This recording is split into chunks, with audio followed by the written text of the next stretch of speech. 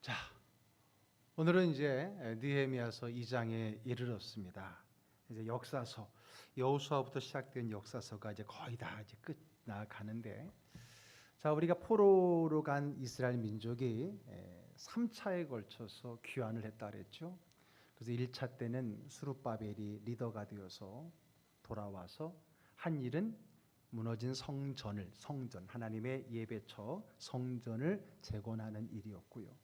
그러한 70년이 지난 후에 다시 한번 두 번째 2차 귀환이 오게 되는데, 그때는 에스라, 제사장 겸 학자였던 에스라가 이 성전과 관련된 사람들과 함께 와서, 이제 성전은 지어졌지만 이제 그 성전을 중심으로 한 신앙, 어떤 그런 신앙의 베이스, 말씀을 가르치고 또 신앙을 회복하는 그런 운동을 일으켰다 그랬죠.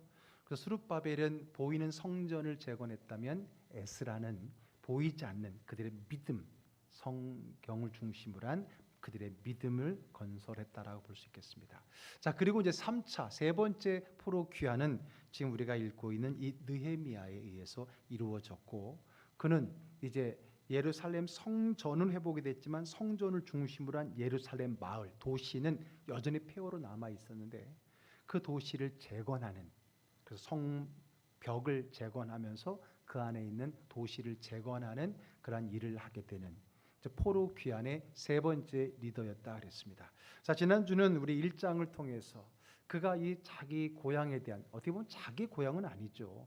그는 이미 나라를 잃고 오래된 후에 태어났기 때문에 그는 이미 적어도 2, 3세 될 거라 그랬잖아요. 그럼에도 불구하고 그의 믿음은 여전히 예루살렘 성 폐허가 되었지만 그곳에 있었고, 늘 그의 마음은 성전이 있는 예루살렘 유다 땅에 가 있었던 거죠. 자, 그런 가운데 폐허가 된, 여전히 폐허로 남아있던 그 예루살렘에 대한 그 이야기를 듣고 그 마음속에 어떻게든 자기가 그 성을 회복하는, 성전은 스룹바벨을 통해 회복됐으니까 이제는 그 예루살렘 도성을 회복하고자 하는 그런 마음의 열망, 소망을 품게 되었고, 그런 소망을 품는 가운데 하나님께서, 지난주 제목이 그때에, 그렇죠? 지난주는 제목이 그때였습니다. 그러한 때 하나님께서 그 길을 열어주셨다. 그러한 말씀이 1장의 말씀이었죠. 자, 이제 오늘은 그 말씀이 이제 어떻게 구체적으로 느헤미야를 통해 실현되어지는지 그 말씀을 보도록 하겠는데, 2장의 제목은 수심에서 형통으로라고 한번 잡아보았습니다. 자, 이제 술 맡은 관원, 큰 페르시아의 제국의 황제의 술 맡은 관원, 단순히 술 따르는 하인이 아니라 왕의 측근이라 그랬죠. 그 직을 얻게 된 그의 이야기를 가보겠습니다. 자, 2장 1절 한번 읽어볼까요? 아닥사스다 왕 제20년 니산월에 왕 앞에 포도주가 있기로 내가 그 포도주를 왕에게 드렸는데, 이전에는 내가 왕 앞에서 수심이 없었더니. 자, 아닥사스다 왕, 바로 그가 섬기던, 1장에도 동일하게 섬겼던 그 왕이었죠. 자, 근데 그때 그가 그런 수심에 가득하고 그런 비전을 갖고 된 것도 1장에 보면은 똑같이 아닥사스다 왕 제20년이었어요. 지금도 아닥사스다 왕 제20년이고 월이 다르죠. 앞부분에는 기스르월이고 지금은 니산월이에요. 같은 해에. 뭐 이 월까지 다 얘기하면 복잡하니까 약 넉 달이 지났다 생각하시면 될 겁니다. 1장 이후에 넉 달이 지나고 나서 그가 이제 왕에게 그런 술, 특별히 포도주를 담당하는 그 신하로서 그 왕에게 이 포도주를 드리는 가운데 그의 얼굴이 뭐가 가득했다고요? 수심이 가득했다. 오늘 제목으로 등장하는 한 단어인 그 얼굴에 수심이 가득했어요. 왜 그랬겠어요? 자기의 마음의 고향, 믿음의 고향 예루살렘, 그곳이 여전히 폐허로 남아있다라고 하는 것, 그곳에 가 있는 우리 민족들이 어려움 가운데 있다라고 하는 것이 늘 마음에 밟혀 있죠. 자기는 화려한 궁전에서 최고의 황제의 옆에 측근으로 있는 그런 호를 누리고 있지만은 자기 민족, 그리고 성전이 있는 그 도성이 여전히 폐허로 남아있다는 것에 대한 그 불편한 마음이 얼굴에 나타났다라는 거죠. 자, 그 얼굴에 수심을 캐치한 왕이요, 이렇게 물어봅니다. 2절 읽어보겠습니다. 왕이 내게 이르시되 내가 병이 없거늘 어찌하여 얼굴에 수심이 있느냐? 이는 필연 내 마음에 근심이 있음이로다 하더라. 그때 내가 크게 두려워하여. 자, 수심이 가득한 그 모습을 본 왕은요, 굉장히 친절하게, 그렇죠? 혹시 병이 없는 것 같은데 뭔가 마음에 어려움이 있느냐라고 물어보는 거예요. 누가요? 황제가. 그냥 왕도 아니라 황제. 페르시아라고 하는 당대의 최고의 그 제국의 황제가 자기의 술 맡은 관원 한 신하, 그것도 이방인이잖아요. 그렇죠. 그들이 보기에는 저 변방에서 끌려온 민족, 소수 민족의 사람, 그의 그 수심된 마음, 얼굴을 살필 정도면은 어떻겠어요? 물론 왕의 인품이 대단했겠다라고도 생각해 볼 수 있겠지만, 그만큼 이 사람이, 느헤미야가 왕에게 어떤 사람? 굉장히 인정을 받는 사람. 그렇죠? 왕과 가까운 사람. 그러니까 왕에게도 인정을 받는 사람이었던 게 참 중요한 거죠. 그 말은 인정을 받았다는 것은 자기 일을 게을리하지 않았다는 거예요. 내 비전이 비록 성지에 가 있다 할지라도 이 자리에 이 일을 게을리하지 않았다라는 것일 수도 있겠습니다. 자, 그래서 그 왕이 어떻게 보면 자기가 아끼는 측근인 그 사람의 그 수심을 보면서 뭔가 근심이 있느냐라고 물었습니다. 어떻게 본다면 물어주기를 기대할 수 있었겠죠. 자, 그랬더니 이제 이렇게 대답을 합니다. 3절 읽겠습니다. 왕께 대답하되 왕은 만세수를 하옵소서. 내 조상들의 묘실이 있는 성읍이 이제까지 황폐하고 성문이 불탔사오니 내가 어찌 얼굴에 수심이 없사오리까. 예, 내가 이 수심이 있는 이것은 뭐예요? 내 조상들의 묘실이 있는 그 성읍, 즉 예루살렘, 유다 땅을 얘기하는 거죠. 그것이 지금까지 황폐하고 불타 있는 상태로 남아 있는데 내가 어찌 내 얼굴에 수심이 없을 수 있겠습니까? 내가 어떻게 그 얼굴이 환하게 아무 일 없다는 듯이 그렇게 지낼 수 있겠습니까?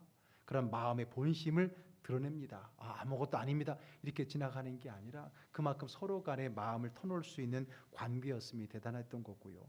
어쨌든 그 말을 들었게 그대로 이야기합니다. 예, 두려워하는 마음도 있었지만은 두렵고 떨림으로 그 이야기를 얘기했죠. 예. 그랬더니 왕이 너무나 감사하게, 그럼 내가 무엇 해주길 원하느냐? 사실 그 소리가 나오기를 기다렸어요. 물론 그렇지 않을 수도 있고요. 왕의 마음이 안 좋으면은 오히려 자기 자리도 위태로울 수도 있을 텐데, 그가 무엇을 원하느냐 묻기로 그가 함께 읽지는 않겠지만은 그 다음 절에 보면 하나님 앞에 묵도하고 대답을 합니다. 하나님 앞에 기도하고 말을 한다는 거죠. 내 입술에 이 말을 하나님 주장해 달라라고 그가 왕에게 말을 하는데, 자, 그가 기도하고 왕에게 한 말은 5절에 있습니다. 5절 읽겠습니다. 왕에게 아뢰되 왕이 만일 좋게 여기시고 종의 왕이 목전에서 은혜를 얻어 싸우면 나를 유다 땅 나의 조상들의 묘실이 있는 성읍에 보내어 그 성을 건축하게 하옵소서 하였는데, 감히 술 맡은 관원이 왕이 만약에 원하신다면, 왕이 저를 기쁘게 여기시고 저에게 은혜를 베푸시길 원하신다면 저로 하여금 저희 조상들의 묘실이 있는 우리 조상들의 땅, 지금은 폐허가 된 그 유대 땅 예루살렘 성읍에 보내셔서 그 무너진 성을 다시 한번 건축하게 해달라, 다시 한번 무너진 그 성읍을 회복할 수 있게 해달라라고 청을 한 겁니다. 근데 그 마침 거기에는 왕후도 같이 있었는데 아마 왕후도 인정하는 그러한 신하였던 것 같아요. 그들의 측근이었죠. 왕이 마시는 술이 잘못된 독이 타지 않았나 늘 가까이 살피는, 그만큼 왕이 신임이 가는 그러한 사람이었기에 그들이 어떻게 여기냐면 좋게 여겼다고 써 있어요. 6절에 보면 왕이 나를 보내기를 좋게 여기십니다. 그리고 기한을 정합니다. 단 기한이 있다는 거죠. 예, 기한이 있는 거죠. 그만큼 그를 아끼고 끝까지 자기 옆에 두고 싶었던 겁니다. 좋다. 내가 그러면 특별히 내가 너희 나라로 보내는데 그냥 보내는 게 아닙니다. 그 땅에 총독으로 임명을 합니다. 대단하죠? 그냥 한번 가보라는 게 아니죠. 그렇죠. 그 성읍을 건설하는데 그냥 일반인으로 갈 수 있겠습니까? 그렇다면 그 땅, 유다 땅에 총독으로 임명해서 내가 보내는데, 이 총독은 임기제거든요. 임기가 있으니까 그럼 너가 맡은 그 일을 잘 마치고 돌아와라. 나는 너를 끝까지 옆에 두고 싶지만은 너가 원한다면 내가 보내주지만 그러나 기한을 정해서 돌아와야 된다라고 허락을 해주게 되는 겁니다.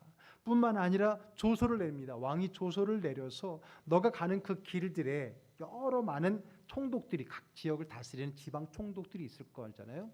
그들은 서로 견제하기도 하고 어려움이 있을 텐데 너에게 길을 잘 내어줄 수 있도록, 너로 하여금 지나가는 길에 평탄하게 할 수 있도록 황제의 그 조서를 가지고 내가 너를 갈 수 있게 해주겠다. 그런 것까지, 구하지 않은 것까지 하지요. 자, 거기에다가 한 가지 더 구하는 겁니다. 8절을 볼게요. 또 왕의 살림 감독 아삽에게 조서를 내리사 그가 성전에 속한 영문의 문과 성곽과 내가 들어갈 집을 위하여 들보로 쓸 제목을 내게 주게 하옵소서 하매 내 하나님의 선한 손이 나를 도우심으로 왕이 허락하고 나를 통과하게 해달라 뿐만 아니라 이제는 내가 무너진 성을 회복해야 되니까 여러 가지 많은 건축 자재들이 필요할 거잖아요.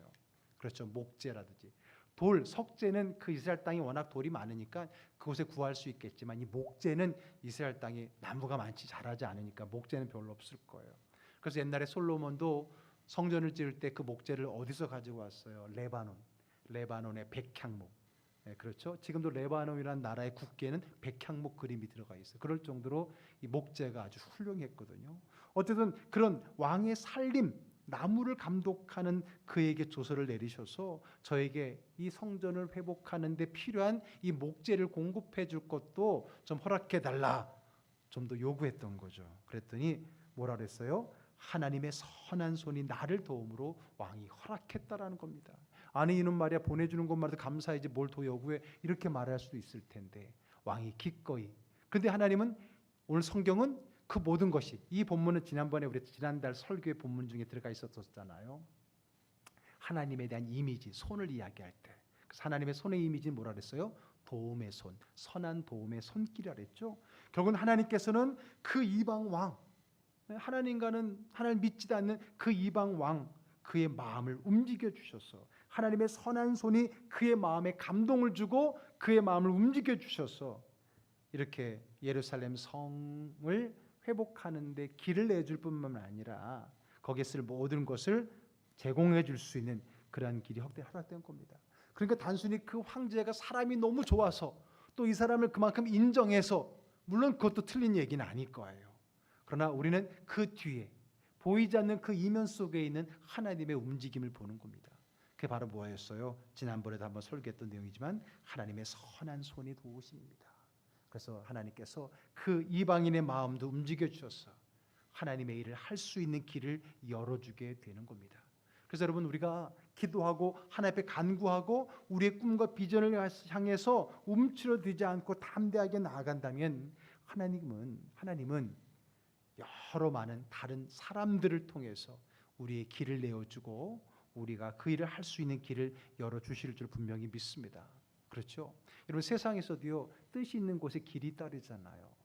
이것을 믿음 안에서는 뭡니까? 하나님 주신 꿈과 비전이 있으면 하나님께서 어떤 방법을 통해서든지 하나님의 선한 도우심을 통해서 우리에게 길을 내어주시고 도와주시고 합력하여 선을 이루어 주실 줄로 분명히 믿습니다. 그러므로 여러분 내 주변에 내가 정말 주의 뜻대로 살아보려고 하고 주님 내게 주신 비전대로 한번 행해 보려고 하는데 내 주변에 도움의 손길이 아무도 없다라고 낙심하지 마세요. 하나님께 간구하고 기도로 나아가면 하나님께서 여러분 주변에 있는 모두를 여러분들을 돕는 자로 세워주실 줄 믿습니다. 그것은 하나님의 도움의 손길인 거예요. 전혀 예상하지 못했던 사람이 도움의 손길을 벌여줄 수 있을 거고요. 전혀 길이 아닌 것 같은 곳에 길이 날 수도 있는 것이고요. 그러므로 하나님의 신비롭고 선하신 그 선하신 도움의 손길이 오늘 여러분들의 꿈과 비전, 그 비전을 가지고 기도하고 간구하는 자들에게 열려지게 되는 줄로 믿으시길 바랍니다. 자, 이렇게 하나님께서 그에게 모든 것을 길을 다 내어주는 거예요. 그래서 군대 장관과 마병까지 호위를 합니다. 그래서 그들이 이제 많은 사람들이 물론 막 크게 많지는 않았겠지만 그 많은 사람들이 이동을 하는데 이제 황제의 군사들이 쉽게 말하면은 호위를 해가면서 그래서 그들이 저 강을 건너 즉 유프라데스 강, 티그리스 강을 건너서 이제 가나안 땅으로 가게 되어지는 겁니다. 자, 그런데 이렇게 좋은 일만 있는 건 아니죠. 항상 반대 세력도 있기 마련입니다. 자, 그런 가운데 10절로 가보겠습니다. 호른 사람 산발랏과 종이었던 암몬 사람 도비아가 이스라엘 자손을 흥왕하게 하려는 사람이 왔다 함을 듣고 심히 근심하더라. 자, 여기에 산발랏이라는 사람이 나옵니다. 산발랏. 머리가 산발이었는지 모르지만은 이렇게 썰렁한 유머를 하는 것은 이 단어를 기억한다는 거예요. 알겠죠? 머리가 산발이었던 산발랏.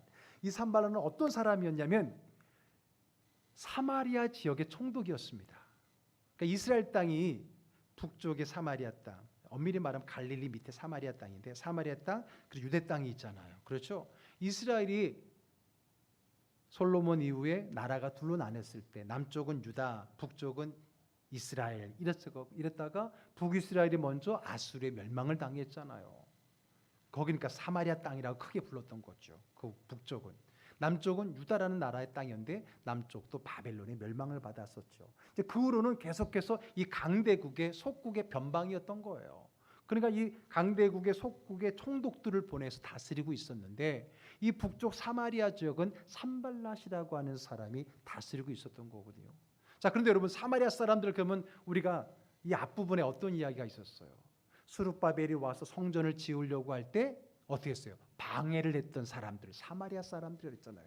처음에는 야 우리도 같이 동참할게 그랬더니 유대인들이 반대했거든요. 너희들은 종교도 우리와 달라졌고 혼합됐고 또 민족도 이미 아수르의 정책에 의해서 혼합됐기 때문에 너는 우리의 민족이 될 수 없어 하고 그때 거부했더니 오히려 그들이 방해를 했었던 그러니까 굉장히 불편한 관계였어요. 그 불편한 관계가 신약으로까지 갔기 때문에 성경에 보면 유대인과 사마리아인이 상종치 아니한다 그랬거든요. 자, 그런데 보세요. 지금 성전을 지을 때도 사마리아 사람들과 굉장히 불편했었고 저랑 성경 공부하는 분들은 알죠. 그때 사마리아인들이 독자적으로 하나님의 성전을 지었는데 유대인들이 그걸 또 파괴시켰거든요. 결과 굉장히 안 좋은 관계, 양수 관계였습니다. 자, 그러다 보니까 이제 다름 아닌 유대인이 남유다의 더군다나 황제의 총애를 받고 있던 신하가 이제 남유다 땅에 총독으로 온다. 그러니까 누가 쉽게 말하면 견제 대상이 되겠어요? 바로 가까운 사마리아 땅. 여러분 원래 이웃끼리 제일 갈등 관계인 거잖아요. 그렇죠? 이웃 나라가 제일 불편한 거예요. 우리나라도 그렇듯이 이웃 나라가 불편한 거고 나이도 1년 차이가 제일 갈등이 많은 거예요. 선후배도 그렇고. 그러니까 북이스라엘에 있는 이 산발랏이 이게 견제가 되는 거잖아요. 더군다나 왕의 총애를 받고 왕의 조서를 갖고 오는 그가 더군다나 지금 가뜩이나 이 사마리아 사람들과 유대인들이 안 좋고 지금 서로 막 힘겨루기를 하는데 거기에 이제 총독으로 온다고 하니까 어떻겠어요? 근심했던 겁니다. 아니 그가 옴으로써 이스라엘 자손을 흥왕하게 하려는 사람이 왔다. 이것 때문에 이제 남쪽 유다가 더 힘이 실려서 그쪽이 또 세지게 되면 그 옆에 있는 우리가 타격이잖아요. 그러니까 어떻게 했어요? 불안하죠. 두려운 거죠. 그러니까 여러분 이제 느헤미야서를 쭉 보게 되면은 계속해서 이 산발랏의 이름이 등장을 할 겁니다. 그래서 제가 오늘 산발랏을 조금 얘기한 거예요. 계속해서 이 남유다 특히 느헤미야의 대적으로 등장하는 사람이 머리가 산발이었던 산발랏이었다. 그렇게 기억하세요. 산발랏 이제 오늘 설명했으니까 이가 왕의 총애를 받은 유대인이 와갖고 지금 예루살렘 성을 회복한다. 그러니까 두려운 거죠. 불안한 거죠. 그래서 계속 이런 문제가 발생이 될 거고요. 자, 어쨌든 이렇게 돌아온 이제 고향으로 온 이 느헤미야가 오늘 보게 되면 폐허가 된 그곳을 돌아보게 됩니다. 남몰래 저녁에 몇몇 사람만 데리고 올라가서 밤에 그 시내로 올라가 성벽을 쭉 돌아가 보는데 얼마나 폐허가 되어 있고 오래전에 폐허가 된 거잖아요. 이 예루살렘은 오래전에 폐허가 됐단 말이에요. 586년에 느부갓네살에 의해서 폐허가 되고 그러나서는 재건이 안 됐던 거예요. 그리고 스룹바벨이 왔지만은 성전만을 제거했지 아직도 폐허로 남아 있었던 거죠. 그것을 돌아보면서 얼마나 가슴이 아팠겠습니까? 전에 자기 형제들이 와서 했던 얘기를 들어도 가슴이 아팠는데 실제로 그 폐허가 된 예루살렘 성전을 거닐러 보니 가슴이 찢어질 것이 있었을 겁니다. 심지어는 짐승이 지나갈 곳도 없이 막 쌓여진 그 폐 건축물들이 그대로 방치되어 있는 그런 모습들을 아주 리얼하게 성경은 기록을 해주고 있는 겁니다. 자, 그렇게 쭉 둘러보고 난 다음에 다시 한번 이제 사람들을 모으게 되는 거죠.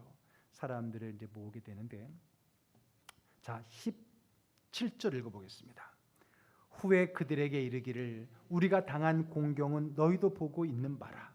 예루살렘이 황폐하고 성문이 불탔으니 자 예루살렘 성을 건축하여 다시 수치를 당하지 말자 하고 자 이렇게 쭉 둘러보고 난 다음에 사실은 자기가 왜 이곳에 왔는지를 그동안 얘기를 안 했거든요.